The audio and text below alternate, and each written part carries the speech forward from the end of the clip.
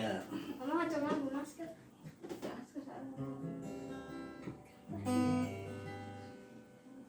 Halo. Salam. Selamat pagi semuanya. Selamat pagi. Kita akan bersama-sama mulai ibadah kita pagi hari ini. Kita memuji Tuhan saat ini, saat indah.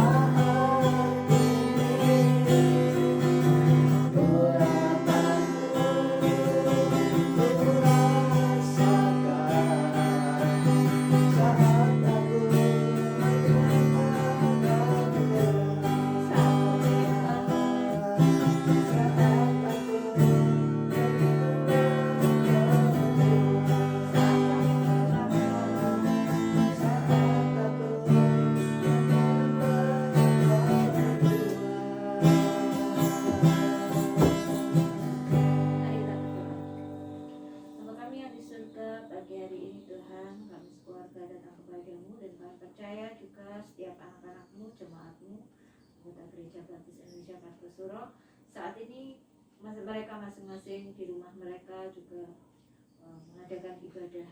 Tuhan, kami datang kepadamu, biarlah kiranya Tuhan berkenan menyucikan, menguduskan kami, sehingga kami layak di hadapan-Mu. Hadirlah di tengah-tengah kami Tuhan, dan mengurapi kami, melayakkan kami, sehingga setiap puji-pujian yang kami naikkan di hadapan-Mu, dan setiap penyembahan kami, Engkau berkenan atasnya. Dan memberkati pribadi, dan juga dengan setiap pergumulan dan doa kami. Kami menyerahkan ibadah kami ini Tuhan. Engkau memberkati kebenaran firman-Mu yang akan kami dengar, kami pelajari bersama, biarlah senantiasa menguatkan kami, membawa kami, menjadikan kami bertumbuh di dalam Tuhan. Terima kasih ya Tuhan, Engkau mengampuni segala salah dosa kami. Hanya di dalam nama Tuhan Yesus kami berdoa. Amin.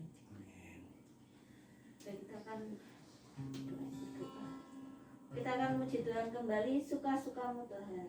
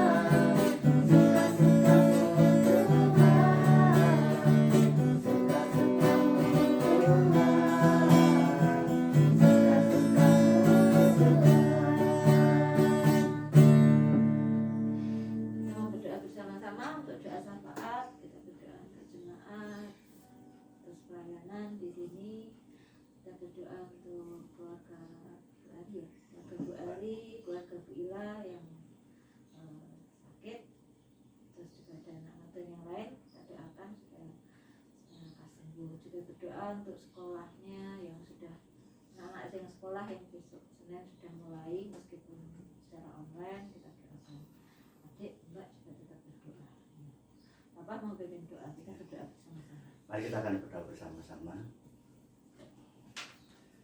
Bapa kami yang di surga, Allah yang kami sembah di dalam nama Tuhan kami Yesus Kristus. Pagi yang indah ini Bapa, kami sekeluarga datang kepadamu, di mana kami gerejamu, Gereja Baptis Indonesia Kartasura, saat ini melakukan ibadah di rumah kami masing-masing. Kami percaya Tuhan, Engkau tetap hadir di dalam hati kami masing-masing, di dalam kehidupan kami, untuk kami boleh merasakan hadirat-Mu ada di tengah-tengah kami. Dan pada pagi hari ini kami berdoa syafaat, kami menyerahkan untuk kehidupan jemaat-Mu di tempat ini, di Gereja Baptis Indonesia Kartasura. Kami serahkan dalam tangan kuasa-Mu Bapa untuk rumah tangga mereka. Biarlah Engkau akan hadirkan Kristus di dalam kehidupan mereka, sehingga ada damai sejahtera dan sukacita. Mereka saling mengasihi, menghargai satu dengan yang lain. Demikian pula Engkau akan memberkati di dalam setiap kehidupannya, di dalam pekerjaannya, usahanya. Kami percaya Tuhan akan memberkati mereka dalam setiap usaha mereka sehingga mereka akan berhasil. Kami juga menyerahkan Bapa untuk anak-anak-Mu yang saat ini menderita sakit seperti keluarga Ibu Ari, seperti keluarga Ibu Ila. Kami serahkan dalam tangan kuasa-Mu Bapa, jamah Bapa segala sakit penyakit yang saat ini mereka derita, sehingga mereka akan mengalami kesembuhan, mengalami pemulihan, dan sungguh-sungguh Tuhan akan sempurnakan kesehatannya. Tidak ada sakit penyakit lagi Bapak yang akan menyerang mereka. Terima kasih Bapak, kami juga menyerahkan untuk anak-anak-Mu yang sakit, yang sudah lansia, yang saat ini mereka sedang mengalami kelemahan tubuh. Tuhan pun akan pulihkan mereka, Tuhan pun akan sembuhkan mereka. Seperti anak-anak-Mu yang saat ini sudah Engkau jamah, Tuhan sembuhkan. Terima kasih Bapak, kami juga berdoa untuk anak-anak-Mu yang sekolah, yang sebentar lagi mereka akan memasuki tahun ajaran yang baru. Kiranya anak-anak-Mu ini Bapak, baik yang TK, yang SD, SMP, SMA, kami serahkan dalam tangan kuasa-Mu hikmat yang datang daripada Tuhan, yang akan memberikan anak-anak-Mu ini akan cerdas, akan pintar, dan berhasil. Terima kasih Bapak, kami juga menyerahkan untuk pelayanan Gereja Baptis Indonesia Kartasura di tempat ini. Tuhan akan berkati di dalam setiap pelayanannya, sehingga anak-anak-Mu semua akan terlibat di dalam pelayanan dan setia di dalam mengikut Tuhan. Kami menyerahkan juga untuk anak-anak-Mu yang mundur, kiranya Engkau akan tarik kembali Bapa, sehingga mereka akan kembali semangat, dan roh yang ada di dalam kehidupannya akan kembali berkobar-kobar, menyala-nyala di dalam Tuhan. Terima kasih Bapa, terima kasih. Kami menyerahkan juga untuk bangsa dan negara kami, di mana untuk situasi pandemi saat ini bangsa kami sedang mengalami peningkatan kasus pandemi. Kami percaya Tuhan, segala upaya yang saat ini sedang dilakukan oleh bangsa kami, oleh para pemimpin kami untuk menghentikan COVID-19 ini, sehingga semuanya dapat Tuhan campur tangan, sehingga COVID-19 ini Bapak akan segera berakhir di Indonesia dan di seluruh dunia. Kami menyerahkan untuk pemimpin bangsa kami, dari Presiden, Wakil Presiden, para Menteri, Gubernur, Bupati, Wali Kota, Camat, sampai dengan pemerintahan yang paling bawah, baik kelurahan dan juga untuk seluruh perangkatnya.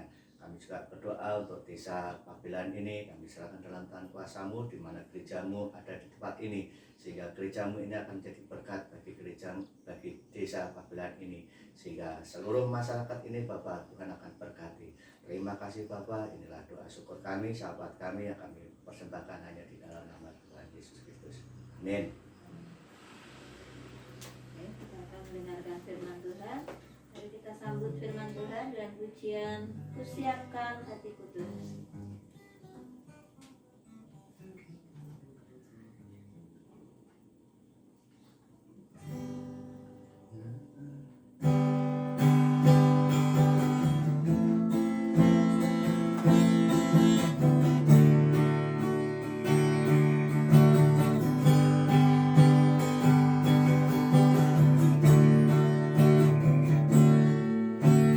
Siapkan hatiku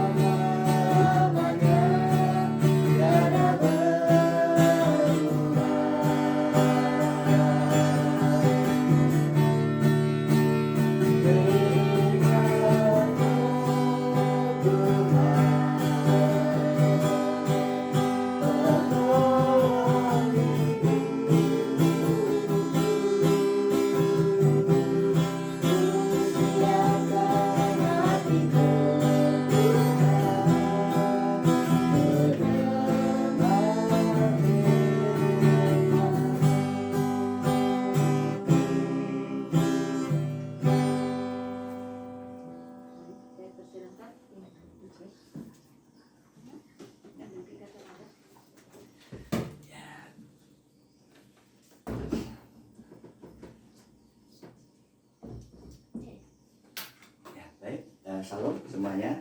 Halo. Mengucap syukur untuk pagi hari ini kita kembali bersama-sama di dalam ibadah, meskipun ibadah pada pagi hari ini kita lakukan di rumah kita masing-masing, tetapi saya percaya berkat Tuhan akan senantiasa kita nikmati, kita rasakan untuk seluruh jemaat Gereja Baptis Indonesia Kartasura. Shalom seluruhnya jemaat Gereja Baptis Indonesia Kartasura. Saya ucapkan selamat pagi, selamat menikmati firman Tuhan pada pagi hari ini. Firman Tuhan pada pagi hari ini saya beri judul untuk manusia atau untuk Tuhan. Di dalam Galatia pasal 1 ayat yang ke-10 kita bisa melihat bahwasanya bagaimana Rasul Paulus menuliskan suratnya kepada jemaat yang ada di Galatia, yaitu Paulus memberikan pilihan kepada jemaat yang ada di Galatia, hidup untuk manusia atau hidup untuk Tuhan. Di sana bagaimana Paulus menuliskan demikian firman Tuhan. Jadi bagaimana sekarang? Adakah ku cari kesukaan manusia atau kesukaan Allah? Adakah ku coba berkenan kepada manusia? Sekiranya aku masih mau mencoba berkenan kepada manusia, maka aku bukanlah hamba Kristus. Jadi Bapak Ibu Saudara yang dikasihi oleh Tuhan, kalau kita menyimak, kalau kita memperhatikan firman Tuhan ini, kita bisa memiliki pengertian bahwasanya sebelum saya dan saudara itu percaya, sebelum kita percaya kepada Tuhan Yesus Kristus sebagai Tuhan dan Juru Selamat, kita adalah hamba-hamba dosa. Secara sederhana kita adalah hamba dosa. Maka menjadi hamba dosa artinya kita adalah yang menjadi Tuhan kita adalah diri kita sendiri atau iblis. Namun setelah kita percaya kepada Kristus Yesus sebagai Tuhan dan Juru Selamat kita, maka kitalah adalah hamba Kristus. Dengan demikian Kristus adalah Tuhan atas hidup kita. Saudara yang dikasihi oleh Tuhan, ketika saya dan saudara menjadikan Kristus adalah Tuhan atas hidup kita, maka dari bangun tidur sampai kita kembali kepada menjelang tidur kembali, maka Kristus yang menjadi Tuhan kita berhak mengatur atas hidup kita. Hamba itu tidak punya kehendak sendiri. Ya, jadi dalam pengertian secara sederhana itu hamba tidak mempunyai hak atas hidup sendiri. Semuanya adalah milik Tuhan. Semuanya adalah milik Kristus. Oleh karena itu Bapak Ibu Saudara yang dikasihi oleh Tuhan, kehendak yang kita miliki adalah kehendak Sang Tuhan. Kehendaknya adalah melakukan kehendak Tuhannya ataupun kehendak Kristus. Jadi Yesus Kristus adalah Tuhan atas segala aspek kehidupan kita. Semua atas aspek segala kehidupan kita. Dimanapun kita berada, Kristus adalah Tuhan kita, termasuk di dalam kehidupan keluarga maupun di dalam kehidupan bergereja. Bapak Ibu Saudara yang dikasihi oleh Tuhan, banyak persoalan terjadi dalam kehidupan keluarga. Persoalannya bisa terjadi gagal di dalam membina di dalam kehidupan keluarga. Mengapa ini bisa terjadi kegagalan? Karena di dalam keluarga itu yang menjadikan Tuhan atas hidupnya adalah bukan Kristus, tetapi dirinya sendiri ataupun keluarga itu. Kemudian banyak persoalan terjadi di dalam gereja. Persoalannya karena kegagalannya itu menjadikan dia sebagai Tuhan, karena kegagalannya bukan menjadikan dia sebagai pusat kehidupannya. Oleh karena itu Bapak Ibu Saudara yang dikasihi oleh Tuhan, menjadikan Kristus sebagai Tuhan dan pusat adalah satu-satunya landasan bagi tubuh Kristus, bagi saya dan saudara dan keluarga Kristen.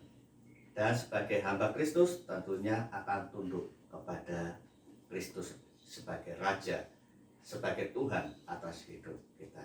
Yang jadi pertanyaannya,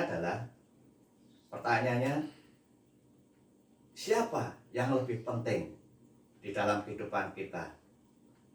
Apakah Tuhan atau manusia? Nah, ini yang perlu kita jawab secara pribadi. Yang lebih penting apakah Tuhan atau manusia? Atau dengan kata lain, mana yang lebih rela? Kita lebih rela mengecewakan Tuhan atau mengecewakan manusia? Saudara yang dikasihi oleh Tuhan, melalui kebenaran firman Tuhan ini di dalam Galatia pasal 1 ayat yang 10 mengingatkan kepada kita, apakah hidup kita ini untuk Tuhan atau manusia? Ya, ini yang akan menjawab. Memang kegagalan bisa terjadi di dalam kehidupan kita, di dalam gereja kita, karena yang menjadi pusat hidup kita bukanlah Kristus. Itu yang menjadi kegagalan utama kita. Oleh karena itu mari kita akan perhatikan seperti apa ciri orang Kristen yang hidupnya itu untuk Tuhan. Nah, ini kita akan menjawab nanti, kita akan mendapatkan jawabannya. Ciri orang Kristen yang hidupnya untuk Tuhan, yang pertama adalah melakukan kehendak Bapa. Saudara, di dalam Yohanes pasal 5 ayat 30, di sana dituliskan bahwa sebab aku tidak menuruti kehendakku sendiri, melainkan kehendak Dia yang mengutus aku. Di sini Yesus memberikan teladan kepada saya dan saudara bahwasanya Yesus adalah sebagai pribadi yang diutus oleh Bapa turun ke dunia menjadi hamba, dan Kristus Dia melakukan apa yang Bapa kehendaki karena Bapa adalah yang mengutusnya. Oleh karena itu di dalam Yohanes pasal 5 ayat 30 dikatakan, sebab aku tidak menuruti kehendakku sendiri. Saudara yang dikasihi oleh Tuhan, artinya apapun yang Bapa inginkan tentunya harus saya dan saudara lakukan. Apakah itu sesuai dengan keinginan kita atau tidak? Ya, kan seringkali kehendak Bapa itu bertolak belakang dengan keinginan kita. Tetapi apapun itu kehendak Bapa, apakah itu sesuai dengan keinginan kita atau tidak, itu harus kita lakukan. Apakah itu menyenangkan atau tidak, kehendak Bapa itu harus kita lakukan. Melakukan kehendak Bapa itu tidak bisa pilih-pilih. Kita perlu ingat itu. Ya, kita tidak bisa memilih, oh ini yang menyenangkan hati kita terima. Oh yang tidak, kita singkirkan. Bukan itu, saudara. Kemudian, melakukan kehendak Bapa berarti tinggal di dalam Kristus. Di dalam firman Tuhan Yohanes pasal 15 ayat yang ke-7, di situ dikatakan bahwasanya barang siapa yang tinggal di dalam aku, ia harus di dalam firman-Ku. Artinya bahwa ketika kita melakukan kehendak Bapa, kita harus tinggal di dalam Kristus, tinggal di dalam firman itu. Apapun yang kita kehendaki, apapun yang akan saya dan saudara lakukan harus mengikuti firman Tuhan. Yang kedua, salah satu ciri seorang Kristen yang hidupnya hanya untuk Tuhan itu adalah mendengar suara Tuhan. Perlu kita ingat, mendengar suara Tuhan itu bukan berarti kita langsung mendengar suara Tuhan itu berbicara seperti ini, tetapi kita mendengar suara Tuhan itu melalui firman-Nya. Di dalam 2 Timotius pasal yang ketiga, Bapak Ibu Saudara yang dikasihi oleh Tuhan, mari kita akan membuka bersama-sama di dalam 2 Timotius pasal yang ketiga, ayatnya yang ke-16.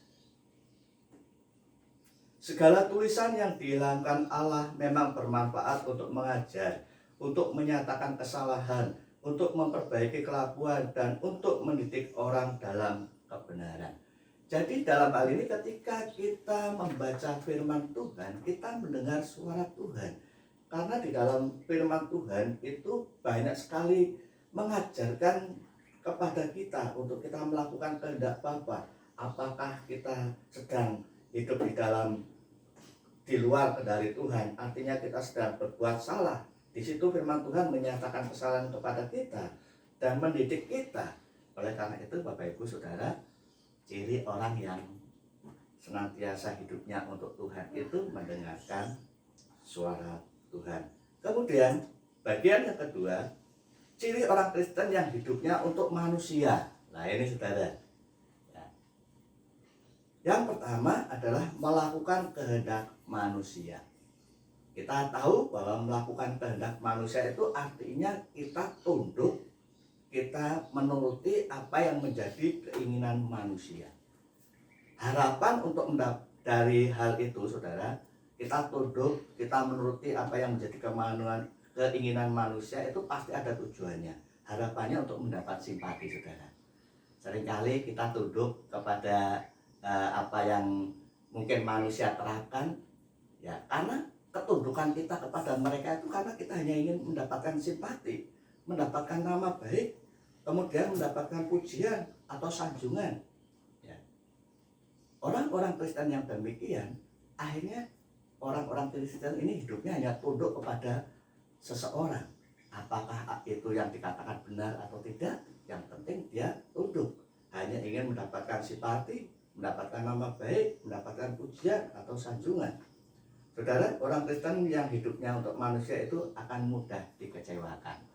Ini seringkali ya awal-awalnya memang seakan-akan apa yang diucapkan itu enak sehingga kita menuruti, sehingga kita mengikuti kehendaknya. Tetapi pada akhirnya nanti kita akan dikecewakan. Berbeda kalau kita melakukan kehendak Bapa di surga, kita tidak akan dikecewakan. Kemudian yang berikutnya, mendengar suara Tuhan atau firman Tuhan, maka akan membuat hidup kita terbuka, diubahkan, mendapatkan pengertian yang baru.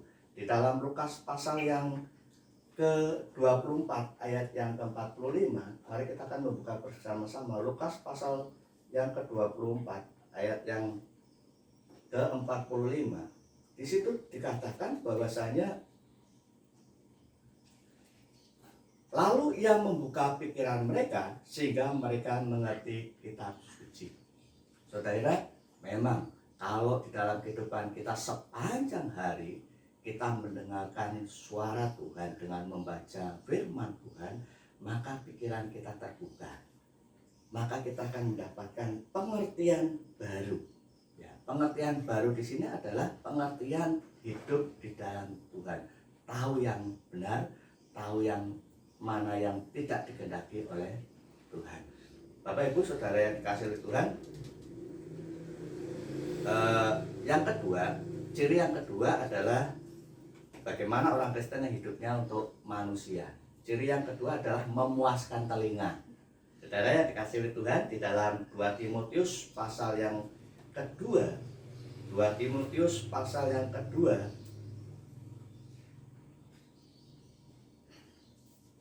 pasalnya yang keempat, 2 Timotius 4 ayatnya yang ketiga. 2 Timotius 4 ayat yang ketiga.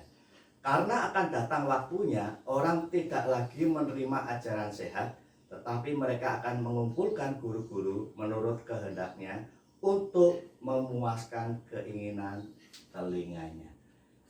Rasul Paulus ini menuliskan suratnya di latar belakangi karena banyak guru-guru palsu saat itu.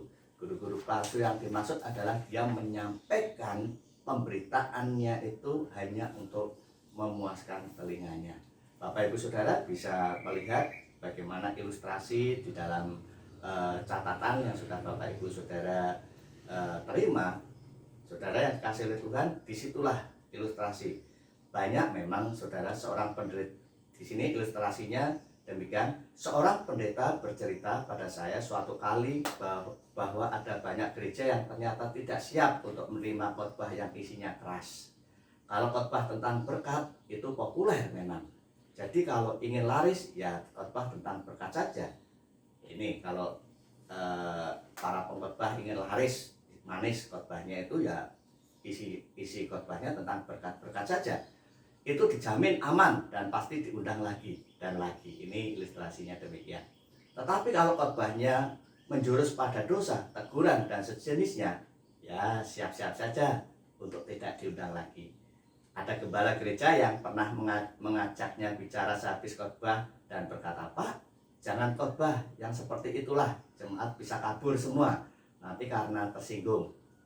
Saya heran orang itu mau dengar firman Tuhan dan bertumbuh atau cuma mau mendengar yang menyenangkan telinga saja. Memang Bapak Ibu Saudara yang dikasihi oleh Tuhan, salah satu tantangan bagi para hamba Tuhan di dalam mengajarkan kebenaran firman Tuhan.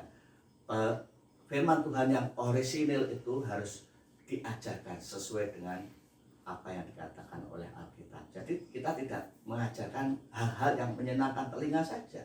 Memang mudah sekali, tetapi dalam hal ini memang ketika kita mengajarkan hal-hal yang benar menurut Alkitab memang ada konsekuensinya. Tetapi dari situ nanti kita akan bertumbuh di dalam Tuhan. Saudara, jangan kita hanya senang mendengarkan khotbah-khotbah yang hanya mendengarkan telinga saja. Tetapi pada akhirnya kita tidak bertumbuh di dalam Tuhan. Kemudian yang ketiga, yang terakhir, dikendalikan oleh pikirannya sendiri. Bagaimana kisah Saul pada saat itu? Bapak Ibu Saudara bisa melihat Saul itu dikendalikan oleh pikirannya sendiri. Saat dimana Samuel meminta kepada Saul untuk menunggu datangnya menunggu datangnya Samuel, tetapi Saul saat itu tidak sabar untuk menunggunya. Akhirnya Saul dia memimpin sendiri korban bakarannya. Akhirnya Saul gagal di dalam kepemimpinannya. Apa akibatnya saudara? Dalam hal itu ketika seseorang memuaskan manusia seperti Saul ini, dia tidak diperkenankan oleh Tuhan. Kita perhatikan orang yang hanya ingin memuaskan manusia itu tidak diperkenankan Tuhan. Seperti Saul ini. Saul diperhadapkan dengan orang-orang Israel saat itu. Dia tidak mau sabar menunggu Samuel, tetapi karena Saul didesak dari orang-orang Israel saat itu, dia hanya ingin hanya memuaskan telinga manusia. Akhirnya Saul tidak diperkenankan oleh Tuhan. Di dalam 1 Samuel 13 ayat 14, nanti Bapak Ibu Saudara bisa membaca di rumah. Kemudian berkat yang diterima ketika saya dan saudara memuaskan Tuhan, seperti Raja Daud, ya, kemudian seperti Daniel, Sadrak, Mesak, dan Abednego. Akhirnya Tuhan memberikan Daniel sebagai penguasa di Babel. Sadrak, Mesak, dan Abednego, Tuhan memberikan kedudukan yang tinggi kepadanya. Bapak Ibu Saudara yang dikasihi oleh Tuhan, dalam hidup ini kita hanya perlu menyenangkan Tuhan saja, bukan menyenangkan pribadi manusia. Kita hanya menyenangkan pribadi Tuhan Yesus Kristus. Dia adalah Sang Pencipta. Oleh karena itu, saya dan saudara harus menyenangkan Tuhan dari dalam kehidupan kita. Mari kita akan berdoa mengucap syukur untuk firman Tuhan. Terima kasih Bapak untuk firman-Mu pada pagi hari ini. Kami tahu Bapak, ketika hidup kami saat ini, kami seringkali diperhadapkan dengan tantangan. Apakah kami akan menyenangkan manusia atau menyenangkan Tuhan? Melalui kebenaran ini Bapak, kami akan mengambil keputusan untuk menyenangkan Tuhan. Ini yang menjadi komitmen kami Bapak di dalam kehidupan kami untuk mengikut Tuhan. Kami akan menyenangkan Tuhan, akan memuaskan Tuhan. Ketika kami memuaskan Tuhan Bapak, banyak berkat yang akan kami terima, seperti Sadrak, Mesak, dan Abednego, Daniel. Tetapi ketika kami hanya memuaskan manusia, kami akan menjadi orang-orang seperti Saul. Kami tidak diperkenankan oleh Tuhan. Terima kasih Bapak, berkati seluruh jemaat-Mu yang sudah mendengarkan firman-Mu pada pagi hari ini. Di dalam nama Tuhan Yesus kami berdoa dan mengucap syukur. Haleluya. Amin. Mari kita akhiri ibadah kita pagi hari ini. Kita akan berdoa bersama-sama dan juga sekaligus berdoa persembahan. Nanti setelah doa selesai, sambil ke depan, sambil di depan, kita nyanyi kasihnya seperti semua. Tapi mari kita akan berdoa terlebih dahulu. Bapa yang di surga, kami mengucap syukur Engkau sudah memimpin ke dalam ibadah kami Tuhan dari awal sampai akhir.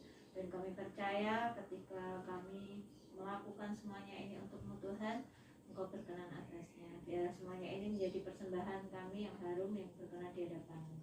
Berkati juga persembahan kami Tuhan, biarlah juga dapat dipergunakan untuk pekerjaan Tuhan di gereja-Mu, Gereja Baptis Indonesia Kartosuro. Engkau juga memberkati keluarga-keluarga, anak-anakmu, jemaatmu yang saat ini mereka mengadakan ibadah di rumah masing-masing. Dan kami akan melakukan aktivitas kami sepanjang hari ini Tuhan. Mohon pimpinanmu, penyertaanmu, dan perlindunganmu Tuhan. Jauhkan kami dari segala mara bahaya, jauhkan kami dari virus COVID-19. Berikanlah kami imun yang baik sehingga kami dapat melakukan aktivitas kami, terlebih kami dapat melayani Tuhan dengan tubuh yang sehat. Terima kasih Tuhan, Kau mengampuni ketika apa yang kami lakukan ini masih ada banyak hal yang tidak sesuai dengan kehendak-Mu. Terima kasih Bapa, di dalam nama Tuhan Yesus kami berdoa. Amin. Mari kita menyanyikan pujian kasih-Nya seperti sungai untuk mengakhiri ibadah pagi ini.